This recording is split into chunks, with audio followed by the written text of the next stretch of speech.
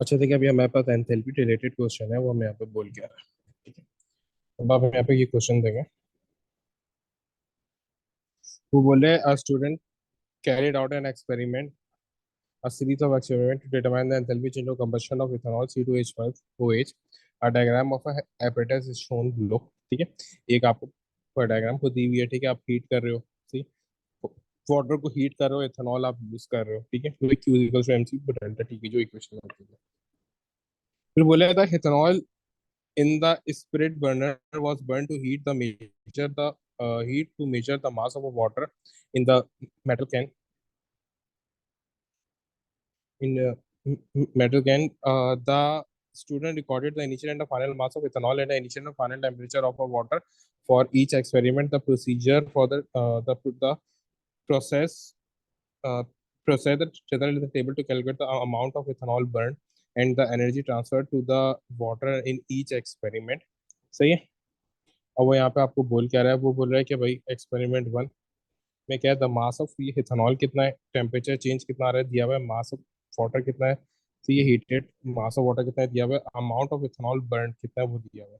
सही है, वो तो अमाउंट ऑफ यानी कि मोल से निकालते हैं, मोल जाहिर सी बात है एन ओवर एम आर से आता है। तो जैसे यहाँ पर ये आ रही है ना वैल्यू आपके पास 8 वैल्यू आ रही है 8.5 और 10 की पावर वो -3, तो ये आ कैसे रही है, जो आपके पास मास है इथेनॉल का यानी 0.319, उसको इसके इथेनॉल के एम आर से डिवाइड करें तो आपके पास ये मोल्स आ रहे हैं। ठीक है, और फिर उसके बाद जो एनर्जी वो ट्रांसफर है वो कैसा आ रहा है, Q equals to M C delta T से आ रहा है।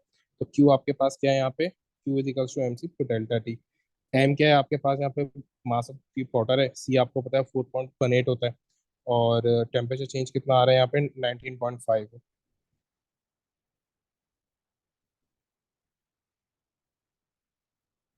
तो ये आपके पास आ रहा है सही। अच्छा देन उसके वो बाद आपने पूरा वो फिल कर लिया इस तरीके से, हर सर वैल्यूज को फिल कर लिया। सर उन्होंने कहा है कि 3 सिग्निफिकेंट फिगर्स तक लिखना है आंसर। तो ये डेसिमल के बाद जैसे यहाँ पे हमारे पास लिखा हुआ है 8.50, तो ये 2 डेसिमल प्लेसेस और 3 सिग्निफिकेंट फिगर्स होंगी ना, क्योंकि 0 काउंट होता है। हाँ हाँ, दैट सी बात है। अच्छा सर। अच्छा देखो, फिर उसके वो बाद जो है ना, यहाँ पर उसने हमसे ग्राफ को प्लॉट करवा लिया। बोले plot the graph on the gate below to show the energy transfer to the water varies with the मैंने कहा amount of पीछे ethanol यहाँ burned. पे दूसरा वाला कॉलम कैसे लिखा है, एनर्जी की वो Q equals to temperature. MC, Q equals to MC को डेल्टा टी यूज किया हुआ है। आप यहाँ पे कोई भी एक, जैसे फर्स्ट वाला कॉलम लोगे, इसकी सारी वैल्यूज यहाँ पे वो पुट कर दोगे, इस सारी वैल्यूज को पुट कर दोगे। ठीक है, मास ये रहा जो यूज करना है। ठीक है, एम ये रहा आपके पास, C 4.18 है, और टेम्परेचर चेंज ये रहा आपके पास। सर डिग्री सेल्सियस को केल्विन में नहीं करेंगे ना नहीं यहाँ नहीं पे? नहीं नहीं नहीं, इसमें नहीं करते। अच्छा सर। सही। तो अच्छा अब देखो यहाँ पे, अब वो बोल रहा है कि भाई आपने ये वो प्लॉट कर दिया है क्या, वाई एक्सिस पे आपने एनर्जी लेंगे, क्यू जो आपने निकाला है, और यहाँ पे अमाउंट ऑफ इथेनॉल करनी सही है, ये आपने कर देना जो मोल्स आपने निकाले हैं। यहाँ पर आपने ये पूरा वो ग्राफ वो प्लॉट कर देना है। ठीक है, अब यहाँ पे क्या होगा, स्ट्रेट लाइन मेरे पास यहाँ पे वो बन रही है। ठीक है, अब ये मेरे पास वो पॉइंट्स आ रहे हैं यहाँ पे, आप तो देख सकते हो। ठीक है, और ये ऊपर ये मेरे पास क्या आ रहा है, हिनोमलस वो पॉइंट आ रहा है। ये क्या है, हिनोमलस पॉइंट आ रहा है। सही। सर आपने कहा था कि 2 पॉइंट ऊपर होंगे और 2 पॉइंट नीचे होंगे लाइन ऑफ बेस्ट फिट जरूरी में। नहीं है, जरूरी नहीं है, जरूरी नहीं है। ज्यादातर जो है ना, वो मैंने मैक्सिमम बताया था ना, मैंने आपको बताया था वो मैक्सिमम के लिए, वो मैक्सिमम इतने ऊपर इतने नीचे हो सकते हैं। ये नहीं है कि तो हमेशा ये होगा, ज्यादा बेटर तो यही है कि सारे जो है ऑन द लाइन हो। यहाँ पे ज्यादातर ऑन द लाइन आ रहे हैं। अच्छा सर, अगर सारे ऑन द लाइन नहीं हो तो फिर तो जितने फिर ऊपर हो मैक्सिमम मैक्सिमम दो ऊपर हो सकते हैं, मैक्सिमम दो नीचे हो सकते हैं बस। नहीं सर, लेकिन मैं मैक्सिमम की बात नहीं कर रही हूँ, मैं कह रही हूँ कि जितने ऊपर होंगे उतने ही नीचे होने चाहिए लाइन के। यस। ठीक है सर। और दो मैक्सिमम दो जो है ना ऊपर हो सकते हैं, मैक्सिमम दो नीचे हो सकते हैं। ऐसा नहीं है कि तीन ऊपर हो तीन को नीचे हो, तो आपने गलत को बनाया। अच्छा सर। ये बोल रहा हूँ मैं। ठीक है, आपने ये वो प्लॉट कर लिया, उसके बाद बोला है राइट, उसके बाद बोल रहा है कि भाई राइट द रिजल्ट,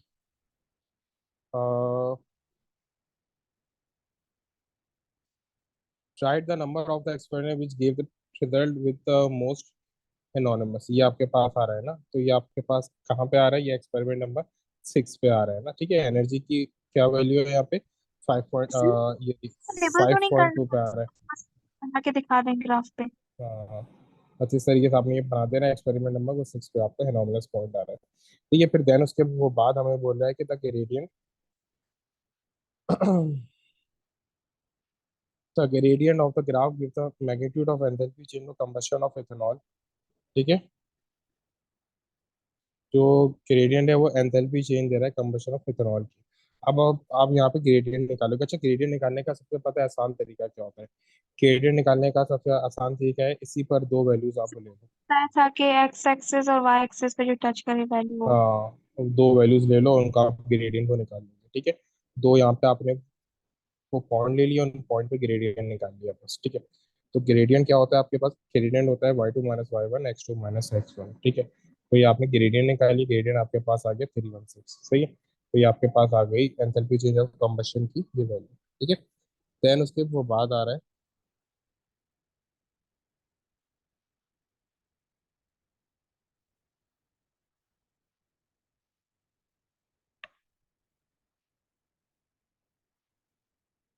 उसके बाद मेरे पास है under the same condition of a temperature and pressure these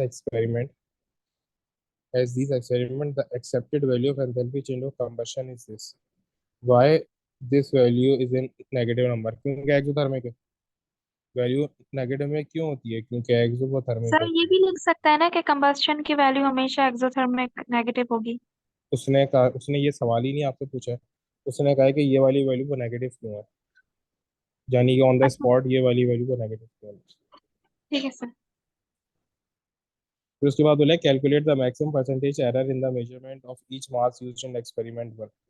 अब वही जो तरीका मैंने आपको इससे पहले बताया था, वही मेथड आपने जस्ट फॉलो करना है, ठीक है।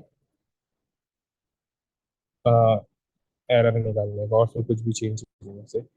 अच्छा देखो, देन उसके बाद वो बोल रहा है कि भाई परसेंटेज एरर, जाहिर सी बात है बहुत ज्यादा रिपीटेड क्वेश्चन और करके इसके पीछे वो टाइम वेस्ट अभी मैं नहीं करना चाह रहा ना। हर बार वही एक ही चीज आती है, एक ही तरीके से होता है, क्यों करना प्लान कर। Another student repeat the experiment using the method describe under the same condition, the value obtained from the enthalpy unit of combustion was -612 kilojoule per mole. Suggests a reason why error calculated in one do not fully account for the difference between the student value and the accepted value of enthalpy change of combustion this, सही है। अब वो बोल रहा है कि भाई जाहिर सी बात है कि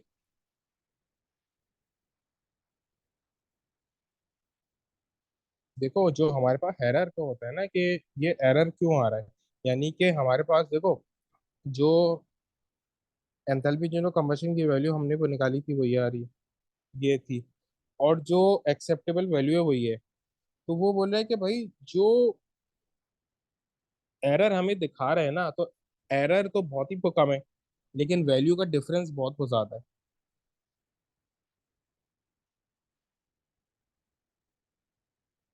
उसका जो वो डिफरेंस है, डिफरेंस काफी बहुत ज्यादा है, ठीक है। तो ये क्यों है, क्योंकि भाई आपके पास हीट लॉसेस बहुत ज्यादा है।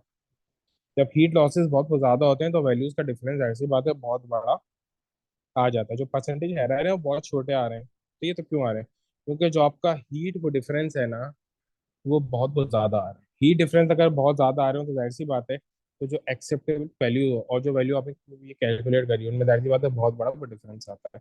अगर हीट लॉसेस तो कम होंगे तो जाहिर सी बात है वो डिफरेंस तो कम हो जाएगा। हीट लॉसेस अगर बहुत ज्यादा होंगे तो डिफरेंस बहुत ज्यादा हो जाएगा, ठीक है।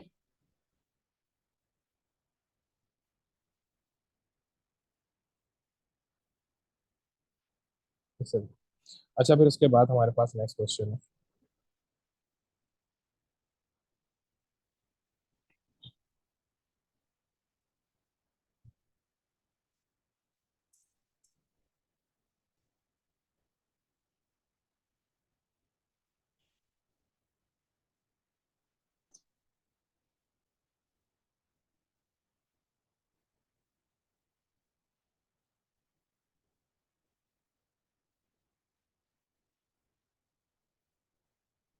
अच्छा अब देखो यहाँ पे मेरे पास एक और एंथैल्पी का क्वेश्चन है, वो यहाँ पे मुझे बोल रहा है कि भाई the enthalpy change of a reaction for the decomposition of sodium hydrogen to carbonate cannot be measured directly देखिए इसकी डिकम्पोजिशन है सोडियम हाइड्रोजन कार्बन या बाइकार्बोनेट की बात है.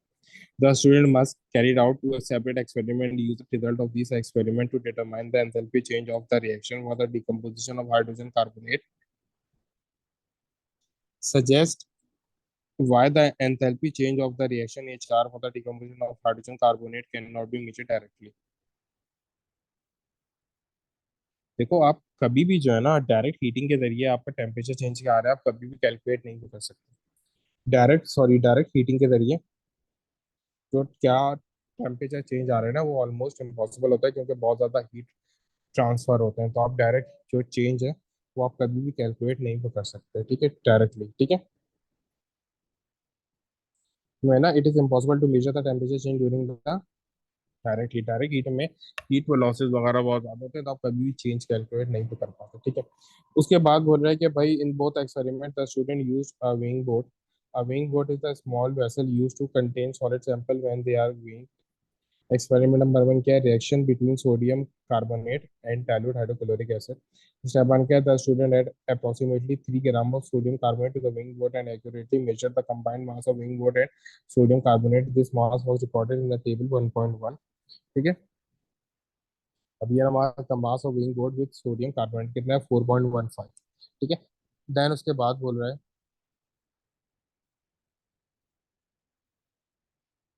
the student use a measuring cylinder to measure 50 cm cube of 2 mole per dm cube of HCl. The experiment was carried out and the result were recorded in table 1.2. ये table 1.1 के नीचे 1.2 है.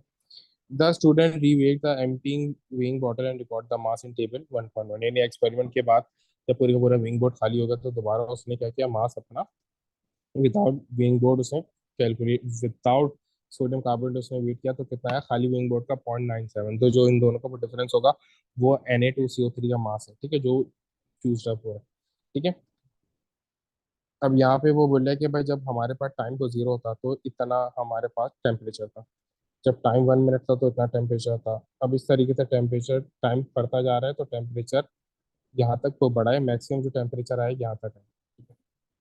फिर then उसके बाद temperature और time वो बढ़ा तो टेम्परेचर कम होना स्टार्ट हो गया. ठीक है सही.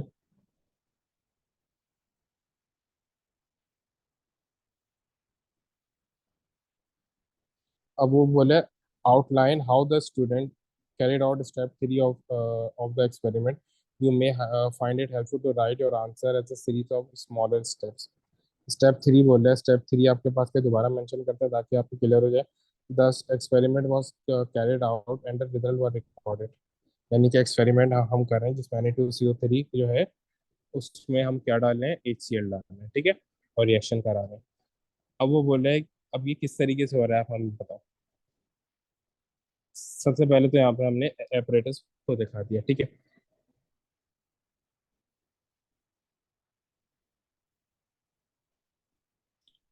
हमने क्या किया बीकर लिया.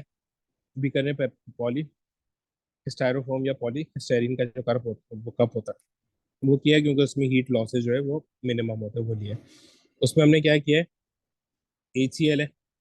HCl में हमने Na2CO3 ऐड किया है लेकिन कब Na2CO3 ऐड किया तो यहाँ पर आप अगर टेबल को देखोगे तो आप नोट करो कि आफ्टर 4 सेकंड यहाँ पर एकदम से 10 से लेके 3 तक कुछ भी टेम्परेचर चेंज नहीं है ऑलमोस्ट कांस्टेंट है. यहाँ पे 4 सेकंड के बाद एकदम से टेम्परेचर पे चेंज आया. ठीक है तो क्यों आया क्योंकि यहाँ पे आपने Na2CO3 ऐड किया है तो एकदम से रिएक्शन स्टार्ट हुए तो टेम्परेचर चेंज आपके पास आएगा. सही तो आफ्टर 4 मिनट आपने Na2CO3 यहाँ पर ऐड कर दिया और आप हर एक एक 4 मिनट बाद थर्मावोमीटर से वो नोट करते हुए जा रहे हैं टाइम. ठीक है अब आप इसको लिखेंगे कैसे. The apparatus setup is shown. The student measure the temperature every minute. He waits for the first 3 minutes to get a steady initial temperature and then add the Na2CO3 to the solution after 4 minutes. सही 4 minutes के बाद उसने Na2CO3 add कर दिया और फिर आपका reaction start हो गया. सही फिर उसके बाद देन आपने उसके बाद क्या है the student plotted the graph of these result and drew two lines of a base fit which are both extrapolated as shown. ठीक है अब एक तो शुरू के वो 4 का होगा और एक जो हैंड के एंड का होगा, क्योंकि ये वाला जो है ये ऑलमोस्ट जो है मेरे पास हॉरिजॉन्टल लाइन होगी, ये वाला ग्राफ चेंज होगा, ठीक है। तो मेरे पास यहाँ पे क्या है, वाई एक्सिस पे टेम्परेचर है मेरे पास मिक्सचर का, ये रहा, ये वाई एक्सिस पे, और नीचे टाइम है एक्स एक्सिस पे आ रहा है, ठीक है। टाइम मेरे पास एक्स एक्सिस पे आ रहा है, तो यहाँ पे मेरे पास दो ग्राफ जो है यहाँ पे मैंने मेरे पास हो गए प्लॉट, ठीक है। एक ग्राफ ये रहा और एक वो ग्राफ ये रहा, सही। अब वो मुझे बोल रहा है कि use the graph to determine the theoretical temperature increased at 4 minute के 4 मिनट में कितना टेम्परेचर इंक्रीज हुआ है। तो मैं कैसे करूंगा, मैंने एक्स्ट्रापोलेट कर दिया, एक्स्ट्रापोलेट कहा था ना, एक्स्ट्रापोलेट, ये मैंने एक्स्ट्रापोलेट कर दिया है, ठीक है। तो 4 मिनट से मैंने देख लिया भाई कितना टेम्परेचर आ रहा है, 4 मिनट्स में टेम्परेचर आ रहा है 19.8। 4 मिनट्स में कितना टेम्परेचर आ रहा है, 19.8। देन यहाँ पर जो मैंने एक्स्ट्रापोलेट किया था, यहाँ पे मैंने देख लिया कितना टेम्परेचर आ रहा है 25.1। अब मैं क्या करूंगा, इन दोनों का चेंज निकाल लूंगा यहाँ से, ये चेंज कितना आ रहा है। मैंने ये पूरा यहाँ से यहाँ तक का चेंज को निकाल दिया, तो चेंज कैसे आएगा, 25.1 माइनस 19.8। तो चेंज मेरे पास कितना आ रहा है, चेंज आ रहा है 25.1 माइनस 19.8, तो चेंज आ रहा है 5.3 डिग्री सेल्सियस, सही। फिर उसके बाद देन मेरे पास है स्टेप इसका पार्ट डी। वो बोले यूज द टेबल 1.1। सर इसमें हम फाइनल माइनस इनिशियल करेंगे ना, फिर उसकी वैल्यू नेगेटिव भी हो सकती है। यस। उसके अच्छा बाद सर। बोल रहा है use the table 1.1 on the page 2 to determine the mass of Na2CO3 which was added to HCl aqueous. Use this value and your answer to C to determine the enthalpy change for this reaction. अभी Na2CO3 की equation है, मैं सबसे पहले इसका वो मास निकाल लूंगा। मैं वो मास कैसे निकालूंगा, वो मैंने अभी आपको ऊपर बोल दिया था, टेबल 1.1 में ना, इन दोनों को मैं आपस में सिर्फ सब्ट्रैक्ट कर दूंगा, तो मेरे पास वो मास आ जाएगा, ठीक है। मास कितना आ गया, 3.18, ठीक है। अब मैं देन इस मास के जरिए वो मोल्स निकाल लूंगा। मोल्स मेरे पास कितने आ रहे हैं, एम और हेम आ रहे हैं ना, तो मेरे पास वो मास कितना है, मास है मेरे पास 3.18, और ये हेम आ रहे हैं, तो मेरे पास क्या आ गया, वो मोल्स आ गए। देन मुझे यहाँ पे क्या करना है, क्यू निकालना है। क्यू मेरे पास क्या है, क्यू मेरे पास है M into C delta T, ठीक है। अब यहाँ पे मैंने वो 50 जो है वो मास उसने मुझे दिया हुआ था ना ऊपर क्वार्टर का, ये रहा 50 cm³ ऑफ HCl मैं इसमें ऐड कर रहा हूँ ना, तो 50 मैंने इसमें ऐड किया, ठीक है। 50 इंटू 4.18 इंटू 5.3, जो अभी यहाँ पे टेम्परेचर चेंज मैंने पीछे को निकाला था, तो उससे मेरे पास क्यू आ गया। देन क्यू आ गया, उसके बाद फिर मैंने क्या निकालना है, डेल एच निकालना है। डेल एच क्या होता है, Q divided by limiting reactant. Limiting reactant मेरे पास Na2CO3 था, ठीक है, तो Na2CO3 के मोल्स मैंने नीचे कर दिए। तो एंथैल्पी किसकी होगा, बराबर क्यू ओवर एन, ठीक है। एंथैल्पी की वैल्यू मेरे पास बराबर होती है Q over N, del Q over N, और एन यहाँ पे आता है लिमिटिंग रिएक्टेंट का। लिमिटिंग रिएक्टेंट मेरे पास क्या आता है, Na2CO3 था, उसके मोल्स डाले, और जो क्यू मैंने यहाँ पे पुट किया था, ठीक है। तो किलो पर मोल है, मेरे पास आंसर आ गया। देन उसके बाद बोला है कि एक्सप्लेन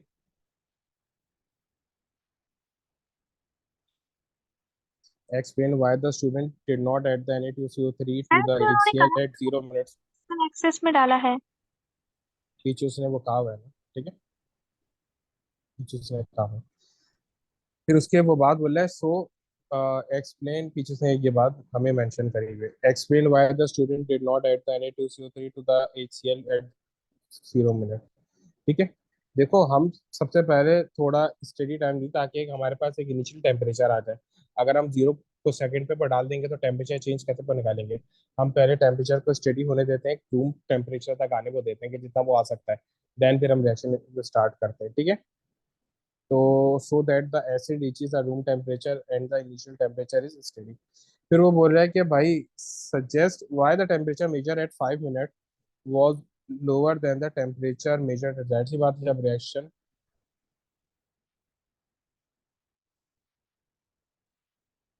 देखो रीजन क्या होता है कि रिएक्शन जब कंप्लीट होता है ना, बीच में क्या होता है, कभी रिएक्शन स्लो भी होता है, कभी आहिस्ता भी, कभी स्लो होता है, कभी फास्ट होता है, ठीक है।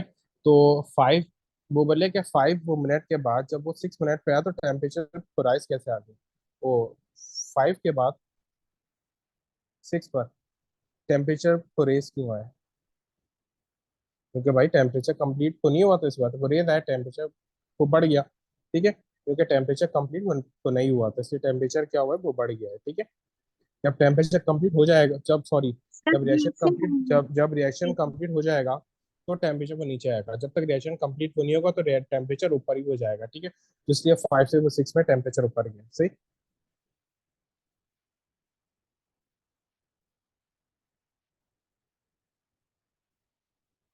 अच्छा देखो, फिर उसके वो बात बोले कि इसी तरीके से एक्सपेरिमेंट हुए, सेम यही है। वो बोले कि भाई reaction between the sodium hydrogen को कार्बोनेट एंड डाइल्यूट HCl वही है। द स्टूडेंट, अब सब चीजें एग्जैक्टली ना वही है जो पीछे उसने दी है with zero changes. The student wing an empty wing board and record the mass in table 1.3। ठीक है, ये रहा, ये एम्प्टी का है। और फिर उसने जो NaHCO3 विंग पॉट में डाला है उसका मास उसने ये कर दिया 5.15। बोले the student carried out the same experiment procedure as step 2 and 3 of the experiment 1। ठीक है, और वो बोले explain why the method of determining the mass of solid in experiment 2 is less accurate than the determine the mass of solid in experiment 1।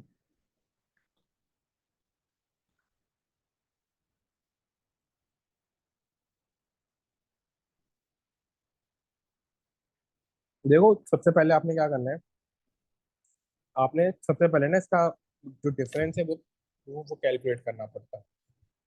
जब आप difference calculate करोगे तभी आपके पास एक्यूरेट की वैल्यू होगी। अगर आप ये ऊपर आओ ना, स्टेप एक्सपेरिमेंट नंबर 1 पे आओ, तो देखो यहाँ पे सब चीज़ें उसने लिखी हुई है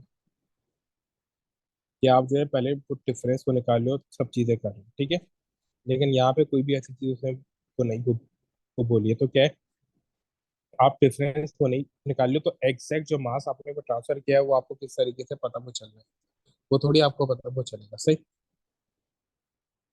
सर एक्सपेरिमेंट 1 में हम डिफरेंस कहाँ ले रहे थे? एक्सपेरिमेंट वन ये रहा ना, पहले आपने पूरा मास उसमें वो पुट कर दिया था पेन, फिर दोबारा आपने मास कैलकुलेट किया था, तो ये आपके पास डिफरेंस ये आ जाता है। ठीक है, यहाँ पे उसने खुद ये बात बोली है ना, the student rivet the empty wing board and record the mass. उसे बोल दिया ना कि आप दोबारा ले रहे हो, यानी कि आप डिफरेंस कैलकुलेट कर रहे हो। यहाँ पर ऐसा कुछ भी नहीं उसने को बोला। ठीक है, तो आप दोबारा ले रहे हो। ठीक है, फिर वही आपके पास एरर का क्वेश्चन है, फिर देन उसके बाद है कि explain why measuring the concentration of 2 मोल पर DM cube HCl more precisely would not affect the result of this। अभी हमने इसे ऊपर पढ़ा है ना कि Na2CO3 हमारे पास और NaHCO3 हमारे पास लिमिटिंग रिएक्टेंट है, और HCl क्या है, एक्सिस में। तो HCl आप जितना भी वो बढ़ा दो कुछ फर्क नहीं पड़ने वाला, क्योंकि ऑलरेडी वो एक्सिस में है। ठीक है, तो एंड में वो बचना ही बचना है। ठीक है, फिर बोले suggest what the student should change to reduce the percentage error associated with the temperature trading without changing the habitats. देखो, इसका पता है वो तरीका क्या होता है। देखो, हमें एक एक बात इससे पहले भी बताई है कि जब आपको परसेंटेज एरर कम करना हो तो आप वैल्यू इंक्रीज कर देते हो। ठीक है, जब आप वैल्यू इंक्रीज करोगे तो वैल्यू तो वो नीचे आती है, तो जब आप वैल्यू इंक्रीज करोगे तो जो आंसर आएगा ना, जब आप वैल्यू इंक्रीज करोगे जब आप वैल्यू इंक्रीज करोगे तो जो आंसर आएगा वो कम आ जाएगा, यानी एरर क्या हो जाएगा, वो कम हो जाएगा, क्योंकि जो वैल्यू है वो नीचे आती है। तो आप यहाँ पे क्या करोगे, जो Na2CO3 है वो आप ज़्यादा यूज़ करोगे, तो जो एरर है वो कम हो जाएगा खुद ब खुद। ठीक है, ये भी आपका बहुत ज़्यादा आता है, यानी कि जब भी आपका ये एरर का क्वेश्चन आएगा तो समझिए कि 84% ये वाला क्वेश्चन भी आता है। ठीक है, ठीक है, इस तरीके से आप एरर को कम कर सकते हो।